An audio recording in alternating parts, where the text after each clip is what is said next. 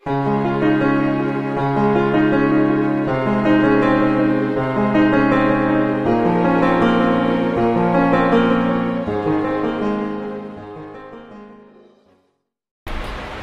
ulit. Good morning. Dungis na. Dungis na pa. Mamaya punasin ko yan. Bumili pala ako kahapon ito. 99 pesos sa metro.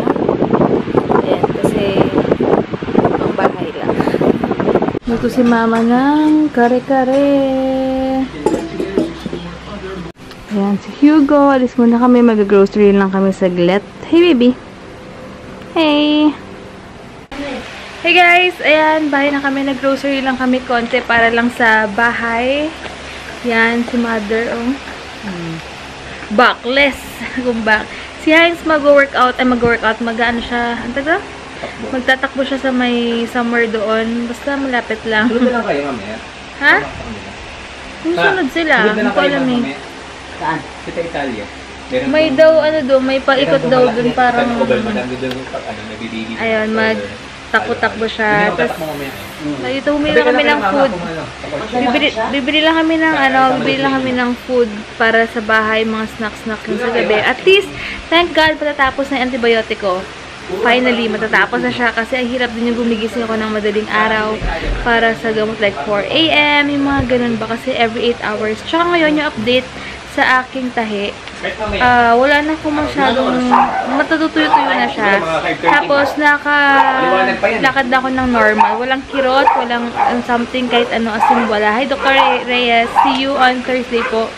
Ayun, wala na akong, parang normal na lang talaga. Pero syempre, kailangan hindi ako nabubuhat ng mabibigat. Naglalakad-lakad lang ako. Pero yung pain or kung ano man, wala na. As in, sobrang normal na talaga yung pakiramdam ko. Normal na siya.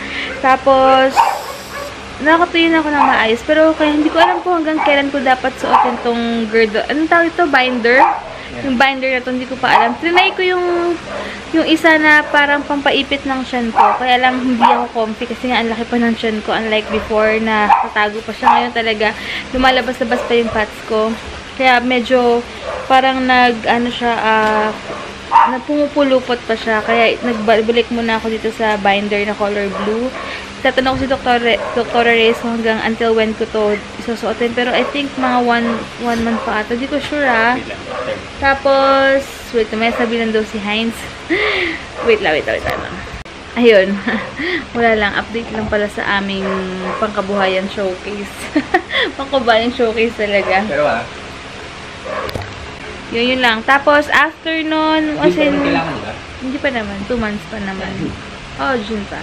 Ang tawag ito? Yun, about nga dun sa tahi ko. Sabi ni Heinz, pag nililinis niya, hindi na daw ganoon kahalatang may tahi. Kasi magaling si doktora. Parang normal na lang. Kasi diba may mga lines naman talaga tayo dyan. Mga girls, alam niyan. May mga lines naman talaga. So, hindi na siya masyadong big deal.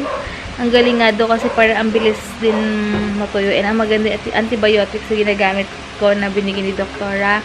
Vitamins ko, 3 pieces na lang ata. I-text ko si doktora ko ipagpapatuloy ko. Or kung bibigyan daw ako ni Tita Connie ng vitamin C ulit, tatanong ko kay doktora Reyes kung pwede ako mag-vitamin C. Or ano man. Tapos, yun. Bibili na ako ng pang-call. Bukas alis yata kami. Dahil asikasuhin namin Sky Cable. Mas okay na na-direct kami sa Sky Cable kasi nakadalawang tawag na ako. Puro tatawagan daw kami. Wala namang update. So, mas maganda hanapin namin tomorrow yung office ng Sky Cable para makabitan na kami ASAP dahil bored na ako sa bahay. Walang net.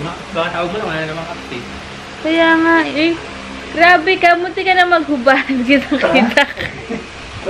Kaloka ka.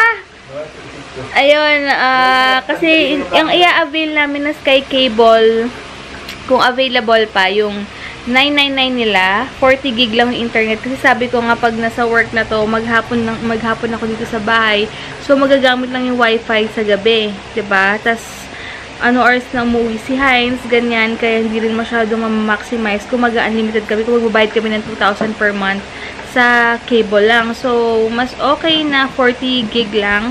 Tapos, dito ako mag-upload ng videos. Tapos, yun, doon, update lang or kung ano man. And sa business ko, babalik ako pagbalik ni AJ kasi para may assistant ako. Siya yung tiga-ayos, kung ano man Yon. Basta sa May, babalik ako sa business. Kung marami na PPM, di pa ako nakakasagot masyado. Pasensya na. Pero, wait lang. Tapos, ano pa ba? Yun na yung mga update lang. Grabe. Wait lang. Nursing bro ko kita. Sige guys, later na lang ulit. In-update ko lang kayo. Si Hugo mamaya papakita ko kasi pinapalitan pa yung diaper niya.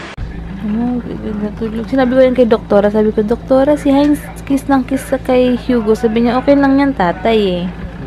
Talagang magigigil talaga yan. Tsaka wala mo siyang rasha so far. Saka mainis ako. Kaya nga, sabi nga ni doktora, wala naman daw problema. Hindi daw totoo yung something, alam mo na. Pero sabi niya, ganun talaga. Boy pa. Magigigil ka talaga dyan. First baby eh. Oh.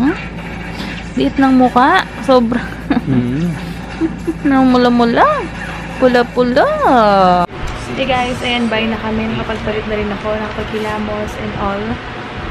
And si Hugo, ayan. Yun siya. Hindi siya nagpalit ang damit kasi hindi naman siya napawisan.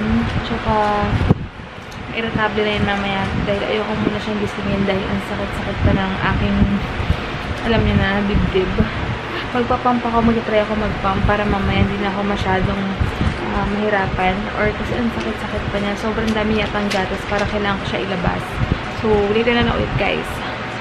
Sinabayan ko pala si Hugo ng tulog kanina.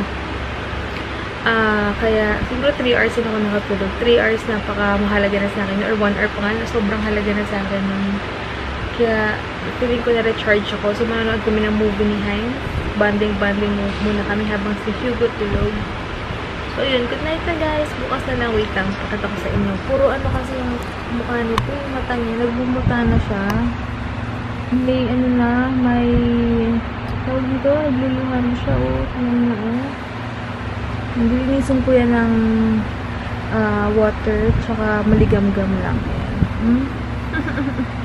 Night-night. Uy. Good night natin. Pinilinisin ko. Kawawa naman. Last time wala pang mga luha-luha.